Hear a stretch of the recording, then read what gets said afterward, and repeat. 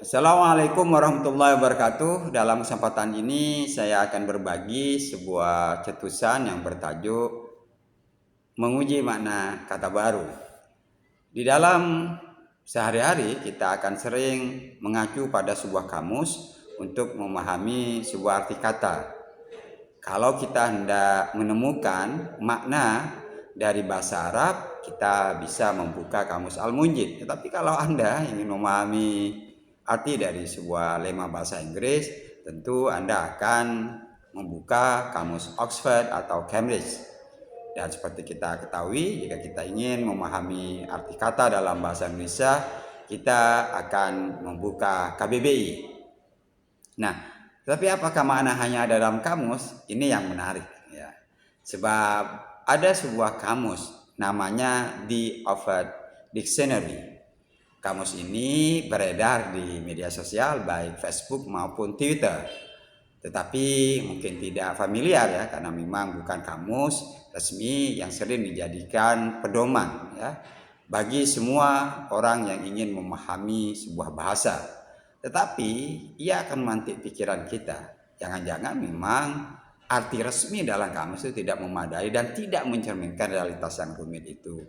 Misalnya Hari Valentine, apa yang kita temui di dalam kamus resmi? Ya, perayaan pada tanggal 14 Februari, di mana seorang memberikan hadiah pada orang terkasih dengan tujuan romantis. Ya.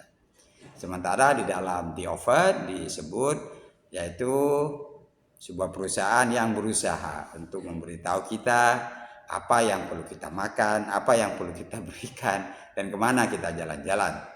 Dan kenyataannya memang begitu ya, kita menemukan fenomena Hari Valentine seperti yang disebutkan di Offer. Dan hal lain yang mungkin kita akan bisa menebak apa ideologi dari pencetus dari kamus ini, yaitu arti dari kata minyak yang menyebutnya adalah darah kapitalisme. Dan kata turunannya yaitu industri minyak disebut sebagai industri yang mendorong ketegangan di mana seorang bisa diusir dari kawasan yang mengandung minyak.